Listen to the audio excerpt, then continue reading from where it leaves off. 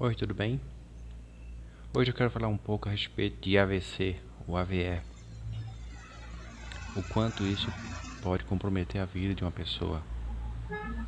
Mas antes de começarmos, se você não é inscrito no canal, se inscreva, ative as notificações, dê o seu gostei, não gostei, comente para que a gente possa melhorar o conteúdo do canal e obviamente levar melhores trabalhos e informações para vocês.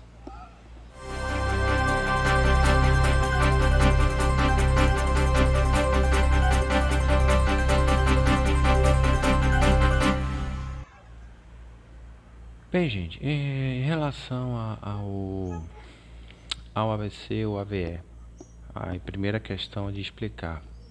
AVC é acidente vascular cerebral. E aí, o cérebro é só uma parte do encéfalo que engloba o tronco encefálico, o cerebelo. E não é simplesmente o cérebro que sofre um acidente vascular. Todas essas outras estruturas também sofrem. Por isso que se passou a usar o termo AVE, acidente vascular encefálico. Mas quando vai se pesquisar na internet, ave, aparece um monte de aves. E isso complica. E aí algumas pessoas começaram a usar o seguinte termo, AVC mesmo, acidente vascular crânioencefálico. Bom, isso aí é para explicar a diferença de AVC e AVE, que é a mesma coisa. E, minha opinião, é mais importante do que definir AVE e AVC. As pessoas conhecem como AVC, mantinham o nome AVC, mesmo que se falasse acidente vascular encefálico. Mas bom, deixa pra lá. É como algumas instituições que mudam o significado do nome, mas mantêm a sigla antiga.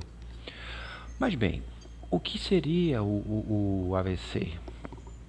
Então você tem imagine o seguinte, uma artéria, e essa artéria tem algum tipo de obstrução. Como essa obstrução acontece? Quando nós temos alterações de pressão arterial, algumas vezes podemos ter fissuras na parede da artéria, que vai causar um processo inflamatório e obviamente vai cicatrizar. Só que quando a nossa gordura no sangue está elevada, antes do processo inflamatório que venha curar ou debelar aquela inflamação, a gordura se deposita ali e enraiza, digamos assim, ela se fixa naquele ponto, naquela fissura causada pela diferença de pressão.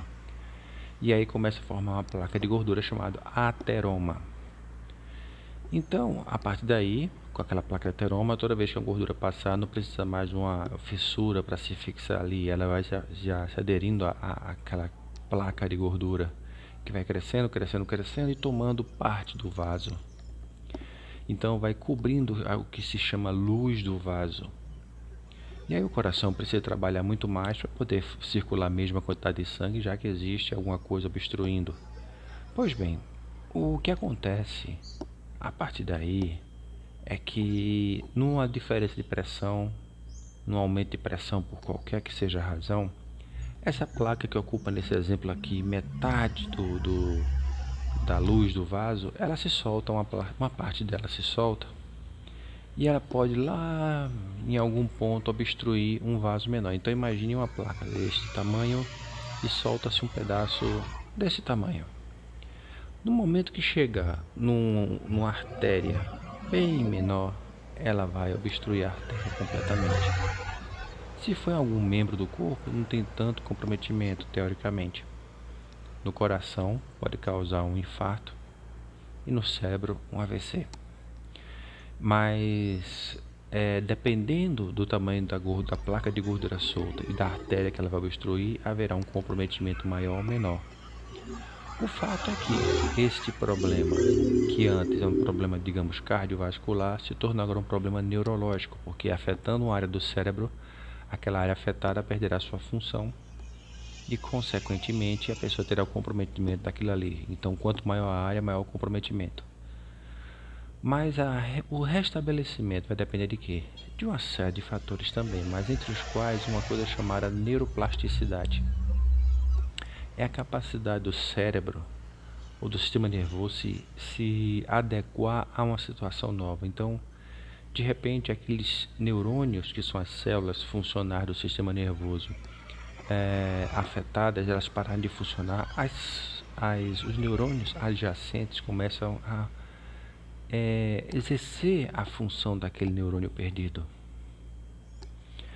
Mas para isso é simplesmente treinarmos a nossa mente, o nosso cérebro ao longo da vida. Como assim? Imagine que um trânsito, que você está na cidade, então de um ponto para o outro você pega um trânsito e você fica preso nesse trânsito e resolve pegar uma via adjacente, uma rua paralela para poder fugir do trânsito. Mas você nunca andou por ali, então há uma possibilidade de você acertar o caminho e uma possibilidade muito maior de você errar o caminho e bater num lugar totalmente diferente e atrapalhar muito mais a sua vida.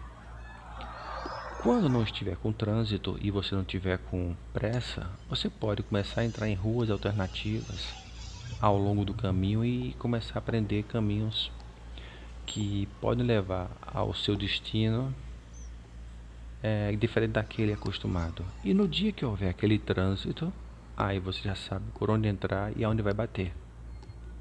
Mesma coisa o cérebro. Se treinarmos nosso cérebro a pensar de forma diferente, pensar coisas diferentes, pensar abordagem diferente, maneira diferente de pensar, no dia que precisarmos ativar esses neurônios com essas novas formas de pensamento, fica muito mais fácil.